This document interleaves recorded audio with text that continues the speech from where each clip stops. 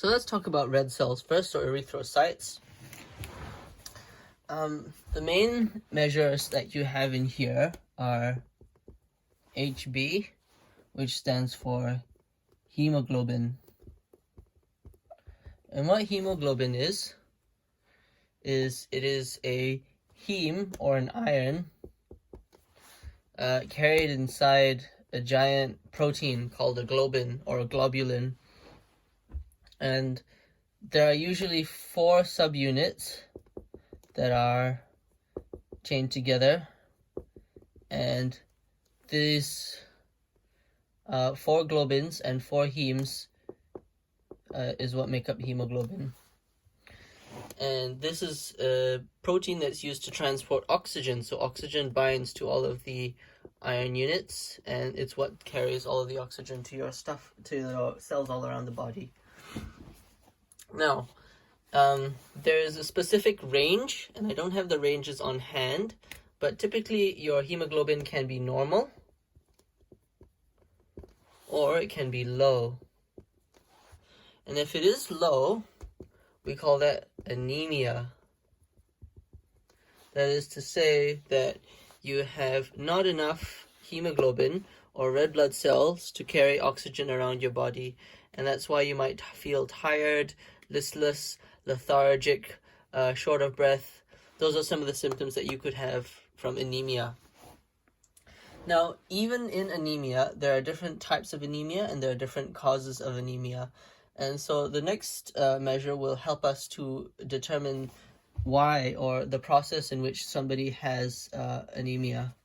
And this is called MCV, and it stands for mean cell volume. Now, the mean cell volume is how big your red blood cells are. So, this opens us up to 3 categories of anemia.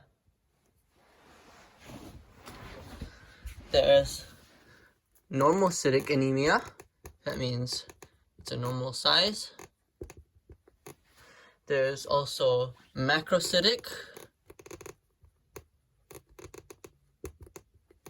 And there's also microcytic. And that's simply based on the size of it. So, some of the main causes of microcytic anemia are iron deficiency. Now, iron deficiency is when you don't have enough iron. It means you can't make enough hemoglobin because you don't have enough heme, and that's why not very much hemoglobin gets produced, and so all of these red cells coming out looking really small and tiny because they don't have very much iron at all. So that's one reason that they become really small. The size of the red blood cells is typically proportional to how much hemoglobin is coming out, compared to how many cells are coming out.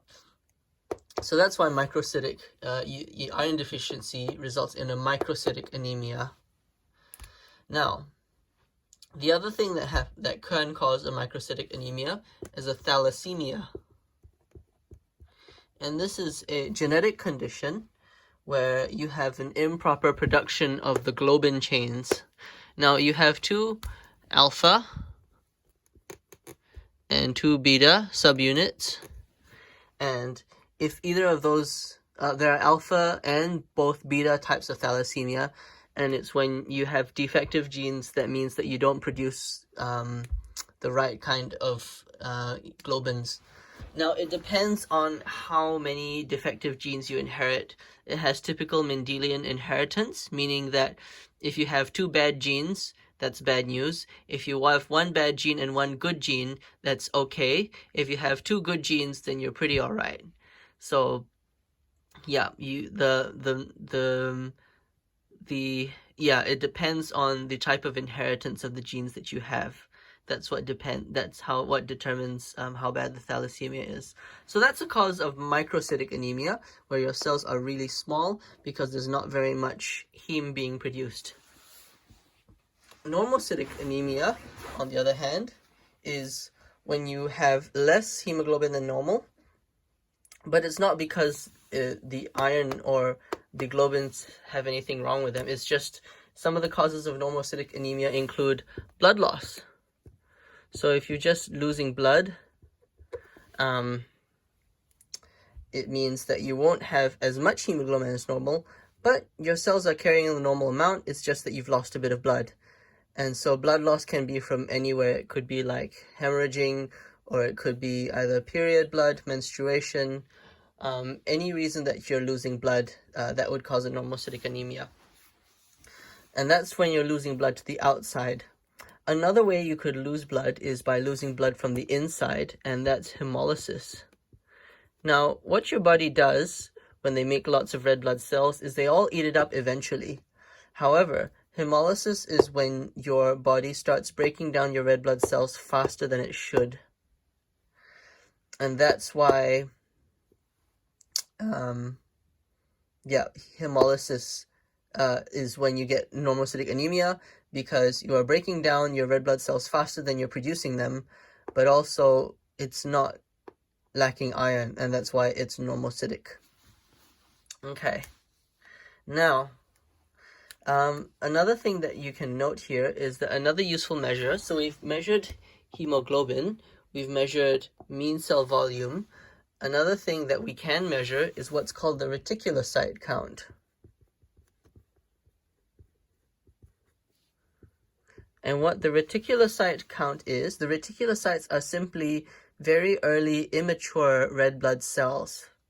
And you would normally not see them at all, but if you look at some blood and you find reticulocytes, these are immature blood cells.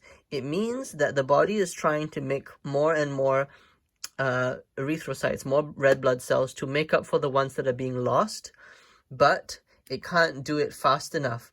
And so even these immature reticulocytes are being sent out to carry oxygen through hemoglobin as well.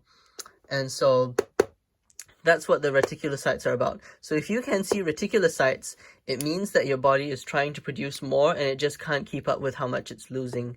So that might be a clue that you might have some hemolysis going on.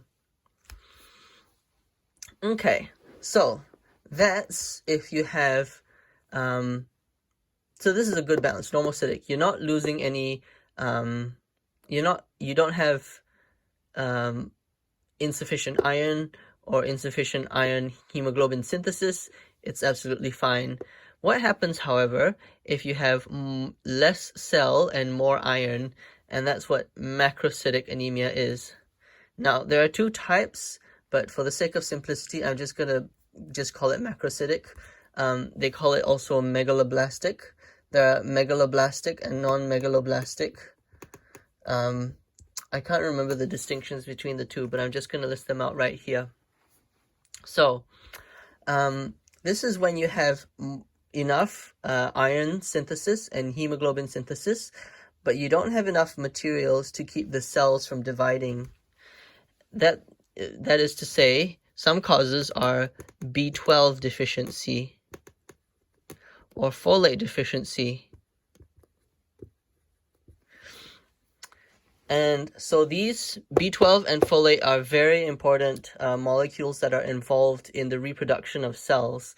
So if they don't have enough of these, they can't undergo mitosis, they can't divide, and they can't create more. And that's what causes these big, large cells that are just full of iron and full of hemoglobin, because you don't have enough of these factors to help to produce more. And another condition where you have functional B12 and folate deficiency, you may not actually be deficient, but you have something else that is taking up most of it, is in pregnancy. So these are some of the causes which you could have megaloblastic. Pregnancy doesn't cause megaloblastic anemia, but you will have a macrocytic anemia. Okay? There are other ways in which you could lose this as well. I believe is thyroid conditions can cause macrocytic anemia. You have drugs. You have alcohol causing and one I think I forgot to hear is anemia of chronic disease. That's also a normocytic one. Now, anemia of chronic disease is an interesting case because you don't actually have low iron. What's happening is that your body is sequestering the iron because it doesn't want it to be used by bacteria when you're having an infection. So in anemia of chronic disease, you will find that your iron levels, your hemoglobin is low, but that doesn't necessarily mean that you are anemic. You do look anemic, but it is anemia of chronic disease, so you shouldn't supplement these with additional iron. It just means that you're in a state where your iron is being sequestered away or kept away. So what you want to do in that situation is to treat the inflammation or the infection in the first place, and then the anemia will return back to normal. So I hope that gives a decent overview of red cells. So they carry oxygen, and they do so through hemoglobin.